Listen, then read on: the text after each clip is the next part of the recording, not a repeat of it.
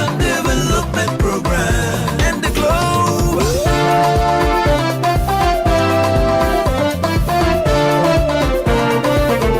Number one, Housing Development Program. The housing sector plays a more critical role in a country's welfare than is always recognized, as it directly affects not only the well-being of the citizenry, but also the performance of other sectors of the economy. Rather than climbing the housing ladder, too many Nigerians are just falling off the cliff as home ownership rates are low.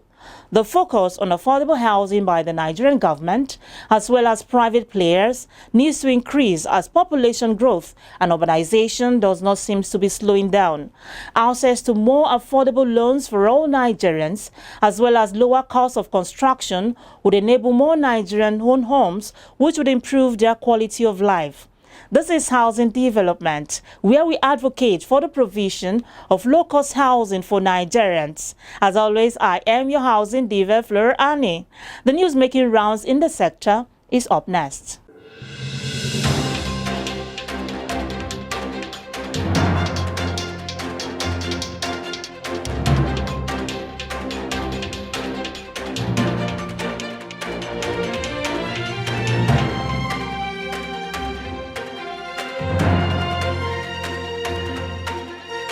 Lagos State Government has provided additional number of 4,896 decent homes to beneficiaries of its various housing schemes across the state, urging beneficiaries to make determined efforts to keep the government-owned property well preserved and properly maintained. Lagos State Commissioner for Housing, Mr. Murod Fatai, gave the charge recently in Alausa, Ikeja, while handing over keys and title documents to new home owners at the Babatunde Olushola Benson Estate, Ibeshe, and Lagos Homes, Sangotedo Phase 1 in Ibeju Lekki area of the state. According to Akinderu Fatai, there is need for various homes and estates to be kept in good condition to fully achieve the goal of making Lagos a 21st century economy. However, noting that the estates have been provided with state-of-the-art infrastructure such as good roads, drainages, water and sewage treatment plants to make life easier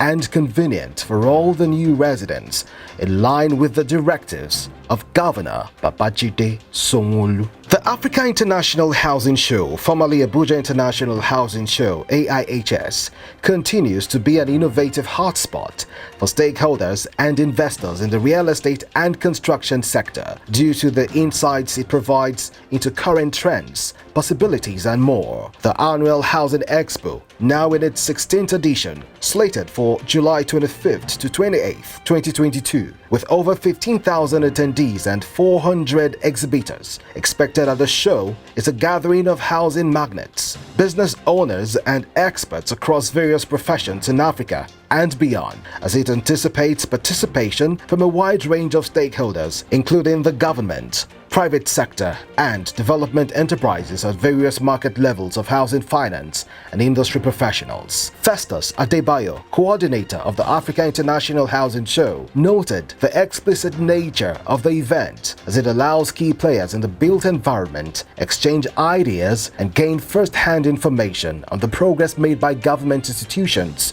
on policies and actions, as well as the future of the housing sector.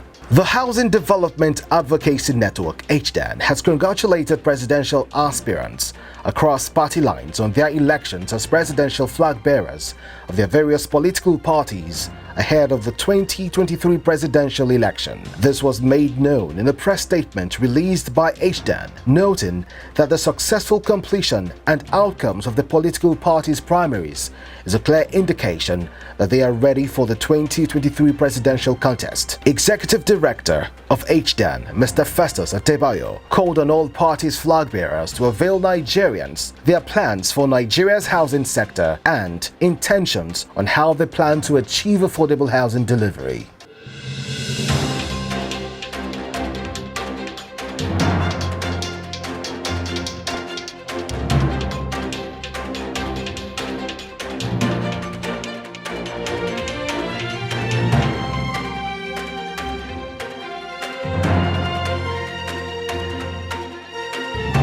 For more housing news, visit www.africanhousingnews.com. The Independent Corrupt Practices and Other Related Offences Commission has said that it will partner with the Real Estate Developers Association of Nigeria towards ensuring a formidable relationship to institute a real estate business in Nigeria devoid of corrupt practices. The ICPC chairman gave this assurance in Abuja when the Radiant team paid him a courtesy visit in his office. Let's have a look. The chairman of the Real Estate Developers Association of Nigeria, Aliyu Wamako, on his visit to the ICPC bus in Abuja, said formidable relationship is needed from the ICPC to ensure that Nigeria has a real estate regulation law. He stated that the partnership will further ensure that there is transparency in the real estate business in Nigeria. We want to uphold our code of conduct and to make sure that there is transparency in the business we are doing, and also to assure ICPC, who is a regulatory organization, that we are off to the task and ready to work with them, so that to make sure that at least the element of money laundering and illicit business does not occur in the real estate. The ICPC chairman, Professor Bolaji Owasanoye, however, pledged ICPC's commitment to REDAN to ensure that the organization gets the legal framework support in eliminating corruption and money laundering in the real estate sector. This is at the instance of REDAN, which is commendable, and it is designed to strengthen the collaboration between ICPC and stakeholders towards diminishing corruption and eliminating money laundering and illicit financial flows, especially in the real estate sector. We agreed to work together towards dealing with money laundering and IFF and the corruption that is afflicting the real estate sector. Although the ICPC boss has frowned at the illegal and unethical practices from some real estate developers in the country, he further advised the Real Estate Developers Association of Nigeria to uphold their principles and ethics to ensure corruption is eliminated in the sector. The real estate sector is a major conduit for money laundering and illicit financial flows, and it has a negative effect on so many things. Well, basically for them to uphold their own principles and ethics, which are already designed to fight corruption. But that's just on paper. But now they have taken the initiative to make sure they implement those standards, which is why this visit has become necessary. Responding to the ICPC chairman's observation, Dr. Aliyu Wamako stated that REDAN won't hesitate to clamp down on any member who is involved in dubious acts. He, however, advised members to adhere to the code of conduct of the organization. We call on our members to adhere strictly on the conduct of our operations. We have code of conduct, and it doesn't give any room for corruptions, and therefore I believe if they adhere to it strictly, at least there will be it will be devoid of an association devoid of corruption. We will expel them and export them to the public to know who are those people. That is exactly what we're going to do. REDAN is an agency recognized by the federal government of Nigeria with the mandate to develop affordable housing in Nigeria. However, the real estate sector has been corrupted with some unscrupulous persons. The onus is therefore on members of the organization who engage in such operations to adhere to the sector's ethics, which do not give room for corruption.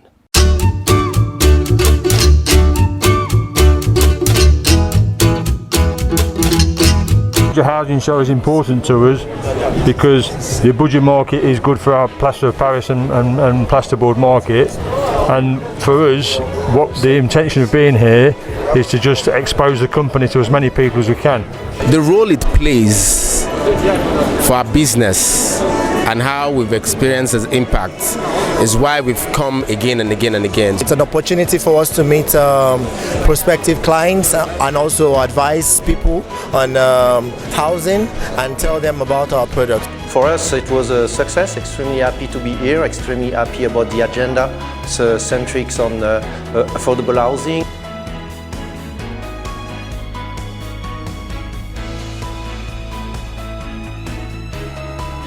This is not our first time.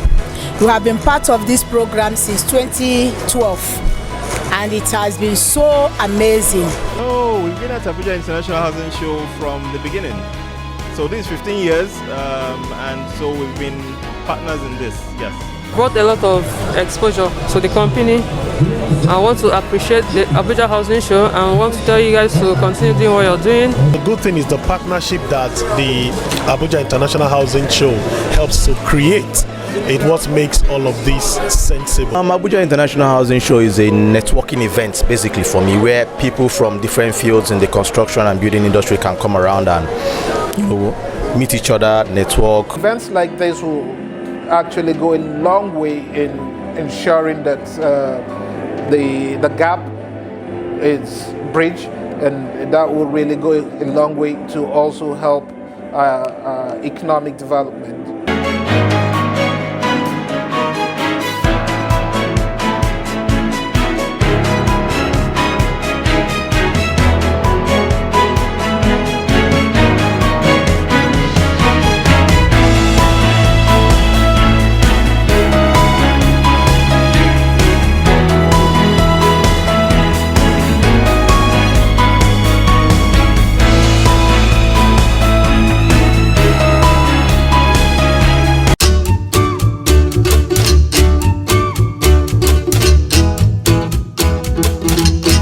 Welcome back. One of the indices for assessing the level of economic growth of a nation is adequate housing. The role of housing in growth and development is so vital that governments all over the world make provisions for adequate housing of her citizens. As the demand for affordable housing grows, Nigeria must change the way it addresses its affordable housing strategies. How can the key obstacles to affordable housing be addressed? Take a listen to these experts. Experts in the built environment have decried the need for an effective private-public partnership to drive home affordable housing in Nigeria. In an interview with Housing Development Crew, an expert in the real estate sector, Edward Adolu, narrates the worrisome challenges limiting an effective private-public collaboration. One of the major problems to the private sector is one, the access to land. In most of the places, the Land Use Decree Act has made it so difficult for the private sector to be able to have access to land without having to pass through a lot of bottlenecks. That is one. Other factors will include what I would call long-term financing. In Nigeria, it's very difficult to find what we call long-term financing. All you have, if you approach the banks or financial houses, they can only give you a short-term financing of maybe maximum of 5 years. Shola Moyero, a structural engineer and private developer, noted the expedient need for the government to put in place necessary measures that will ease construction of houses if housing must be affordable to Nigerians, as an effective implementation of policies for collaboration would promote private-public partnership in the country. To the incoming government in 2023, please make housing a top priority. And we also need infrastructure. There's no infrastructure. There are some places we have land, but there's no infrastructure. There is no good road. There's no access to electricity. There is no water. So even as developers, we have so many challenges too. And it's also our own desire to be able to build for the lowest income earner to be able to afford. Private and public coming together to be able to work as a team, it will go a long way if the government are sincere with themselves. Affordable housing in Nigeria can, however, be possible if bottlenecks are reviewed and necessary parameters from government or its corresponding relevant agencies to the private sector are put in place.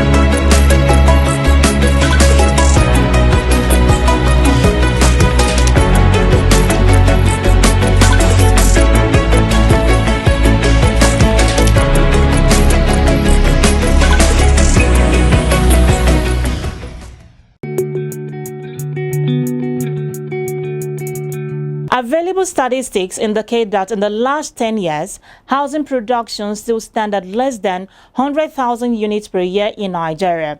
Even with such figures, how many of the houses built are affordable to the low-income earners?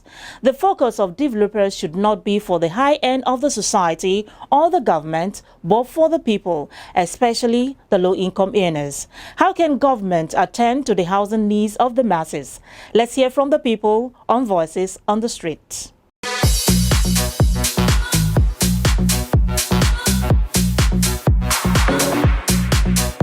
Nigeria is currently having a housing deficit of about 17-18 million houses that need to be built to provide the accommodation for Nigerians.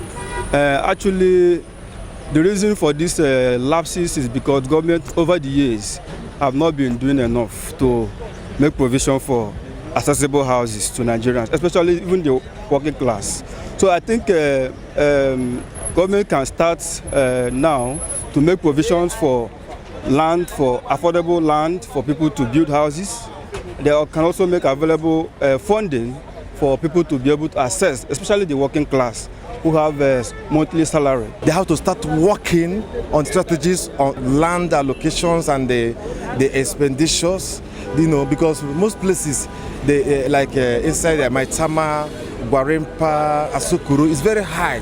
So they have to value the land issue, you know, because the problem is from the land. You know, getting the land in this city is very high, it's very on the high side. So they have to start from that place, you know, before we go to the materials. So the problem is from the FCTA, they have to work on the land devaluation, on the price, so that people, the less privileged, can be able to acquire land and build. What I will advise, especially the incoming government, to do is to see that they make it mandatory that no matter the level of one's income, the houses should be affordable for them to afford, because that is the most vital thing about life.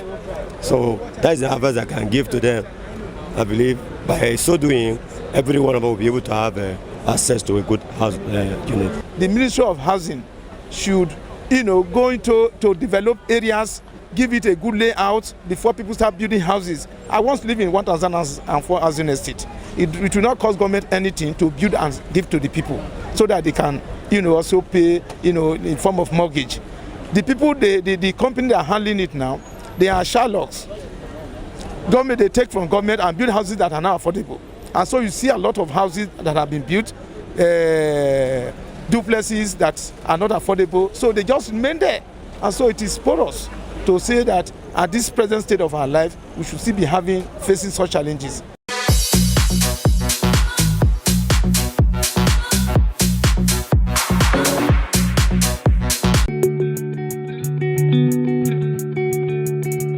Voices on the street there. While we talk of affordable housing, it does not mean substandard housing.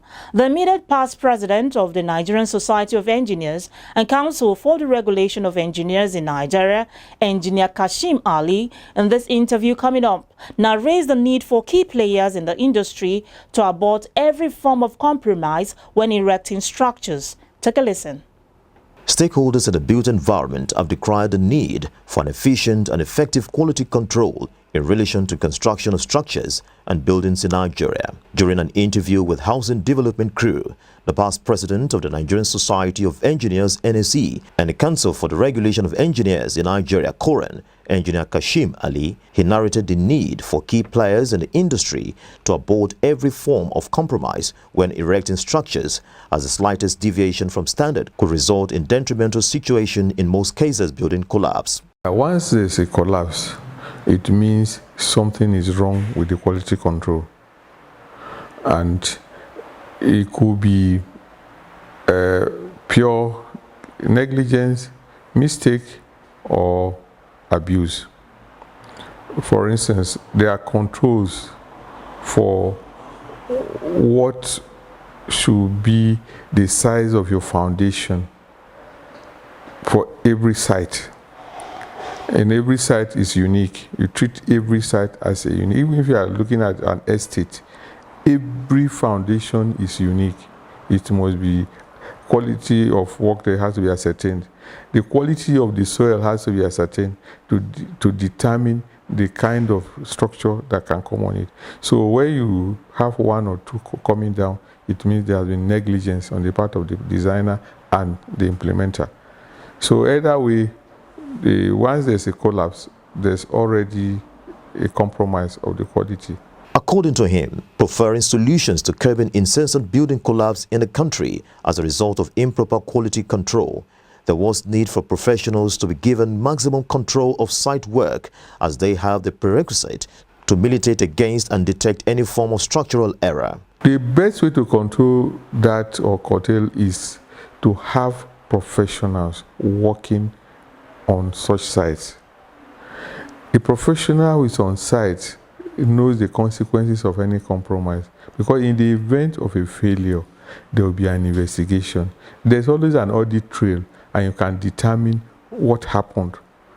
Is it the quality of the concrete, the mix design, or so whoever is responsible can be traced and dealt with. But where there are no professionals, then it's like a free market.